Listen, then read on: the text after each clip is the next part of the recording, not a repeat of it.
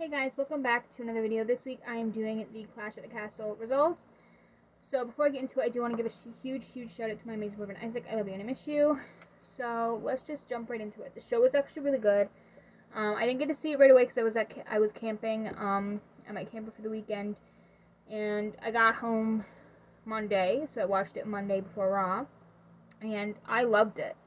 There were a couple of debuts from NXT, which I will get into in a bit, but let's just jump into it. So, the first match on the kickoff show was Madcap Moss and the Street Profits versus Austin Theory and Alpha Academy. It lasted 6 minutes and 29 seconds, and Madcap Moss and the Street Profits won. The next match was Damage Control, which is Bayley, Dakota Kai, and Io Sky versus Bianca Belair, Alexa Bliss, and Asuka. Damage Control won, and it was 18 minutes and 44 seconds long. The next match was Sheamus versus Gunther, and this is where we got the first NXT call-up of the night. It was for the Intercontinental Championship, and right at the beginning of the match when they were doing their entrances, if you watch wrestling, you would know that every time Gunther does his entrance, Ludwig Kaiser comes out and says, "Welcome the Intercontinental Champion Gunther," and all that stuff. But this time, he didn't do that right away. First, he said, give something like along the lines of, give me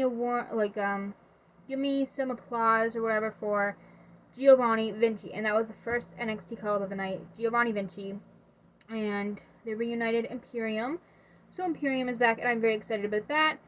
And obviously, Rich Holland and Butch, the Brawling Brutes, were on ringside for Sheamus to cheer him on, and the rest of Imperium, Ludwig and Giovanni, were on Gunther's side, cheering him on outside the ring. So Gunther won and retained his Intercontinental Championship in 19 minutes and 33 seconds.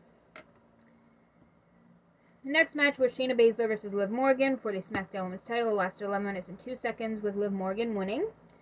The next match was Edge and Rey Mysterio versus the Judgment Day, and it lasted 12 minutes and 35 seconds with Edge and Rey Mysterio winning. However, after the match, we did get a heel turn. It was none other than Dominic Mysterio. What happened was he was just in the ring congratulating his father, who was Rey Mysterio, and Edge. And next thing you know, Dominic kicks Edge, where the sun don't shine, basically. And then Rey was like holding on to Dominic, telling him to stop, like, what are you doing? And then Dominic goes to walk away, but then he clotheslined his own father. So Dominic is now a heel, and he has joined the Judgment Day with Finn Balor, Damian Priest, and Rhea Ripley. The next match was Matt Riddle versus Seth Rollins. It lasted 17 minutes and 22 seconds, with Seth Rollins winning. I kind of thought that Riddle would have won that, but I guess not. And the final match of the night, which is when we got our second and final NXT call-up, it was Roman Reigns versus Drew McIntyre for the Undisputed Universal title. It lasted a good half hour. It was a really good half hour indeed. I really enjoyed the match.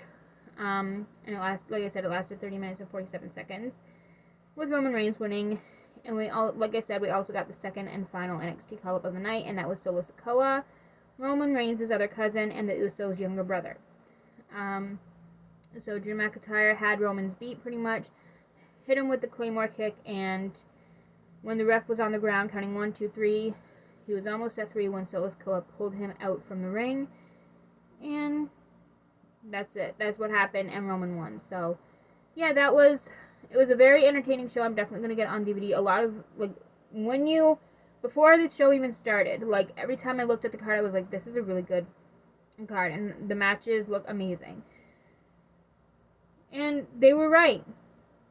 I was right. The matches were incredible. There were some dream matches in here, like Seth Rollins and Matt Riddle, Roman Reigns, Drew McIntyre, even though we have seen that match a few times before. But yeah, a lot of the matches were amazing. Loved every single one of them, especially Gunther and Sheamus, a dream match in its own right. So, yeah, those are the results for Clash at the Castle. I almost said Clash of Champions, but that wasn't it. So yesterday, the cast for Dancing with the Stars was revealed. So next week's video, I'll be talking about the cast and also telling you guys my top 4. I already made a blog all about it, but this week I had to do my results for my results video for Clash at the Castle. Next week I'll be doing that video that I posted today on my blog, the Dancing with the Stars reveal, where I talk to you guys about the cast for Dancing with the Stars this year and their partners, because the partners, for the first time in a couple years, the partners were actually revealed yesterday on GMA, and we didn't have to wait till the actual premiere, which is on September 19th. So next week's video will be all about the cast of Dancing with the Stars and their partners, and I will also tell you guys my top 4. So preseason, who my favorites are preseason that I want in the final 4, like right now. So yeah, if you guys enjoyed this week's video, give this video a thumbs up and subscribe if you'd like to see more content from me, and I will see you guys next week for my Dancing with the Stars cast video. Bye guys.